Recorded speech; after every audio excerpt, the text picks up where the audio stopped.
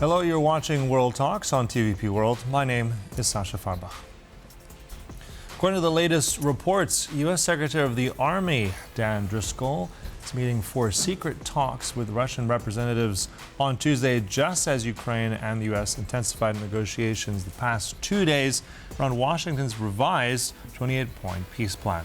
The officials are describing as constructive, but still fraught with unresolved issues from sanctions to military sovereignty.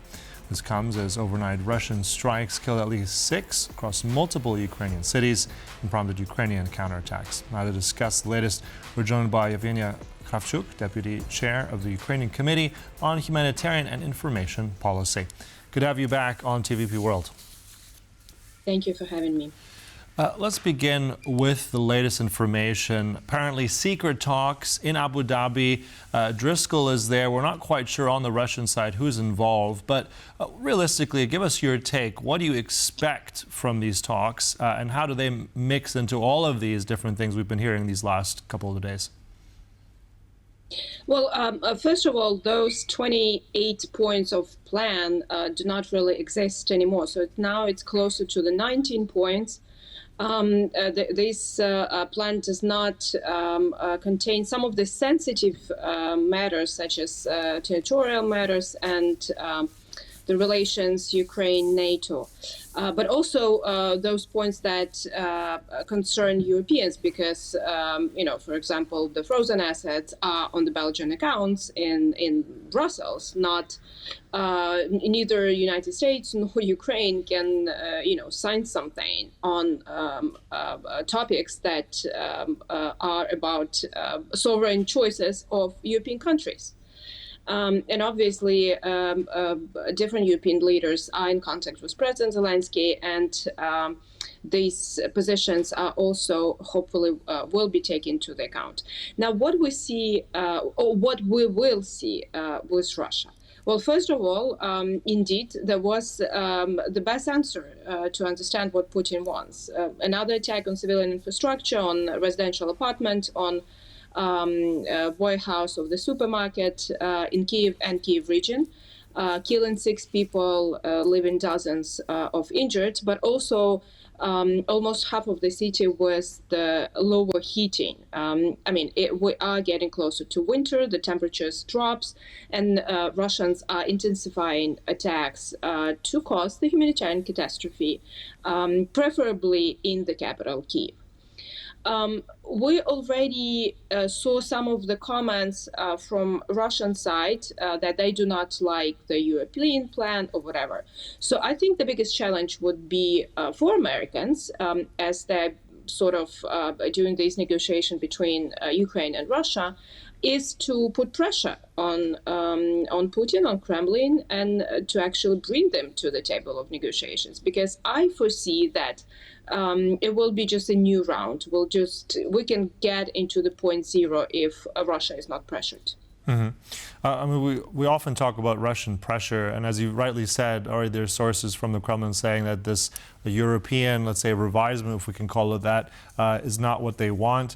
But I'm curious more, let's focus on what's on the table. I know there's different iterations at the moment, different drafts and points, 19 as you've said.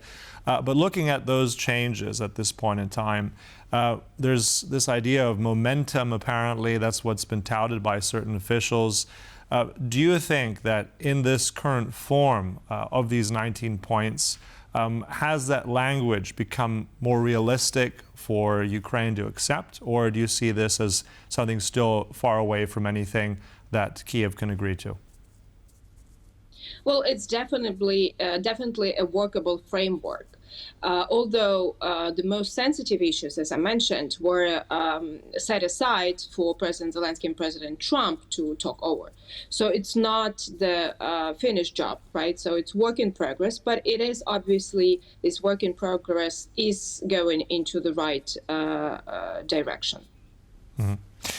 There's also the coalition of the willing that's meeting today. I mean, this has been, I think, significant for Ukraine. There's also various statements by European leaders very much calling on this phrase of just and lasting peace. Germany, Estonia, Latvia, Sweden, the UK. How important are these kind of public alignments? How important is a gathering like the coalition of the willing to argue for Ukraine's case in all this? It is extremely important, but it's also important not to stop with just statements, because obviously Russia doesn't care about press releases, tweets, statements for many years, because it's been waging the war for 12 years.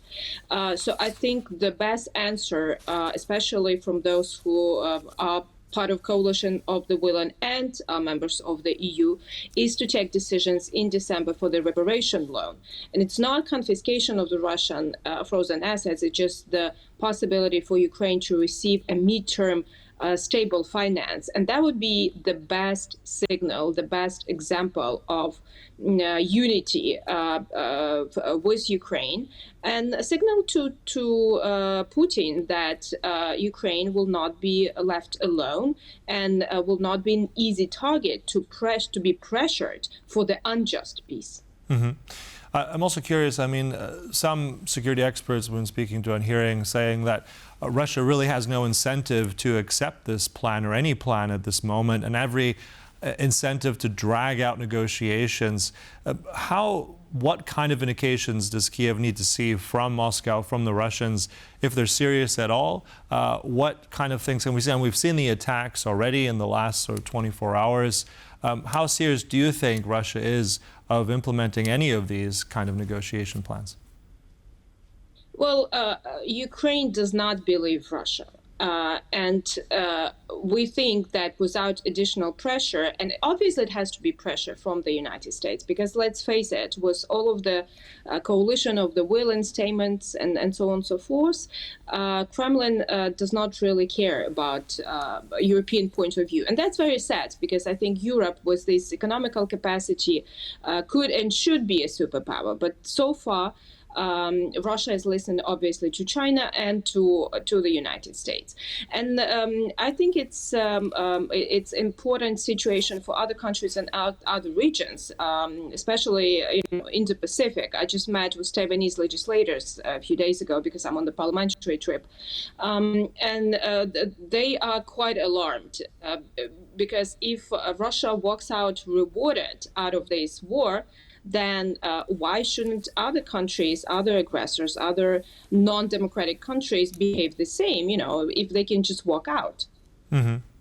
And also, I mean, just speaking also generally about the optics of this deadline, I'm curious because, I mean, we've heard from Donald Trump, he wants this done by Thursday. We heard that being softened again. We're hearing deadline flexibility. Marco Rubio said this as well.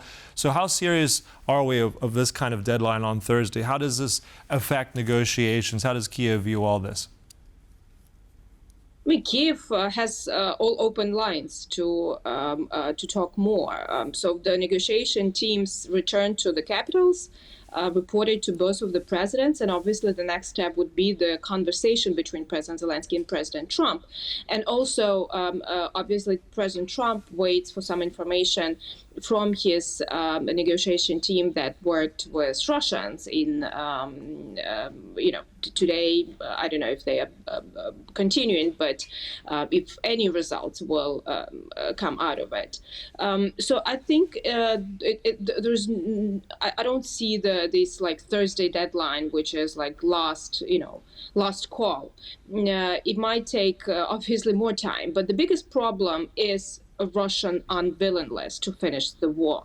Not not Ukraine, not Europe, not United States. It's just always one reason why the war is still waging. Mm-hmm.